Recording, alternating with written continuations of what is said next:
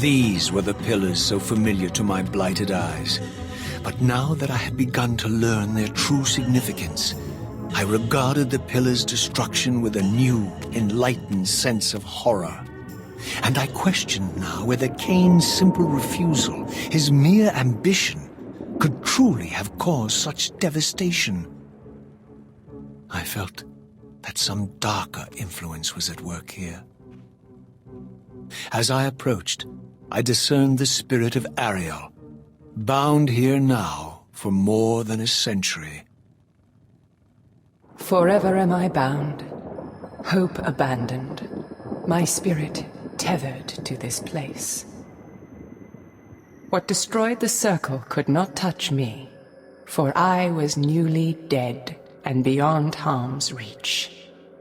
I alone was spared the descent into madness, and Cain alone was spared the pain of death. When Napraptor's poison seized Cain even in the safety of the womb, much more than just his destiny was lost. All of Nosgoth lost balance. Consider us now, both of us less than we once were. I, pure but insubstantial, and Cain, terribly real, but corrupted. Your imprisonment here has deranged you, Spirit. You fixate on Cain because you believe he is the tether that binds you here. But we both know he is not the author of your agony. The pillars were subverted by dark forces, invited by the Guardians themselves. The more I learn of your circle, the more I see a tangle of nested manipulations. Cain handed them their victory. They sought to topple the pillars, and he was their willing instrument. Or was he their unwilling pawn? Would it blunt your wrath to know that Cain's dilemma was calculated to bring the pillars down, regardless of the choice he made? And that the devastation would have been even greater had he chosen the path you would prescribe for him? You are a subtle, deceitful creature. But your clever arguments do not absolve Cain. He must die for the pillars to be restored. There is no other way. Then consider this more ominous possibility. What if Cain's death does not restore the pillars? Consider that it may simply be too late, that this world may be beyond redemption, and that you may be bound here eternally.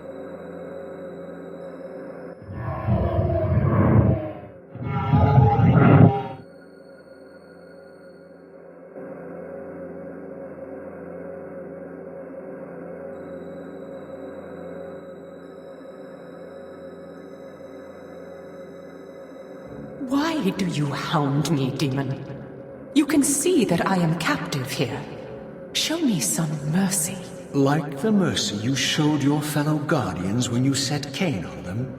Or the mercy you showed Cain when you kept him ignorant of his destiny while you used him as the scourge of the circle? Or perhaps like the mercy you showed your beloved Napraptor when you made him Cain's first kill? You are cruel. Why do you torment me? I'm merely looking for answers, Ariel. Very well. I'll leave you in peace. But know this about you and this purgatory from which you long to escape. You're merely at the threshold.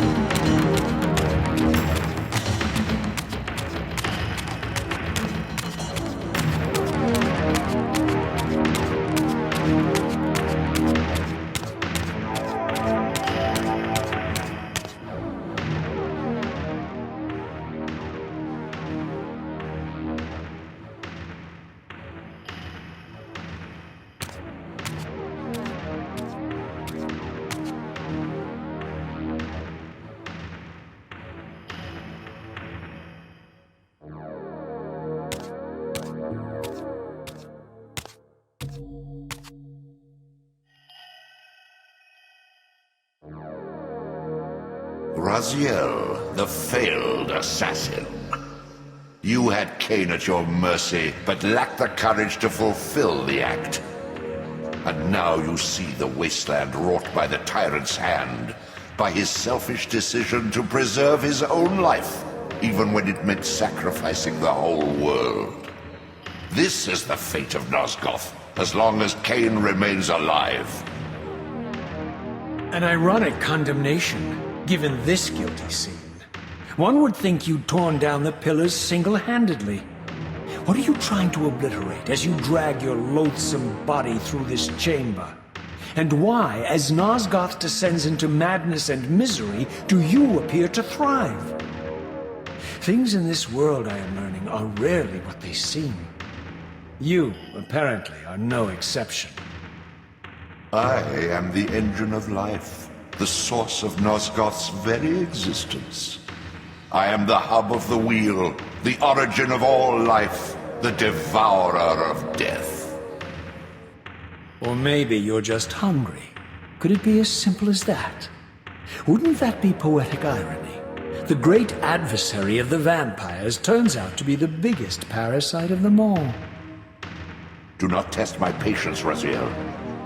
I made you, and I will unmake you if I become so inclined. As your agent, I am beyond death. There are fates worse than death, Raziel. Oh, I see you now as you truly are. A cancer. A spooling parasite burrowed deep in the heart of this world. Go now. Play out your pitiful rebellion and take your place among the destroyed, the used, and the damned. But know this, you are mine for eternity. You have always been, and will always be, my soul Reaver.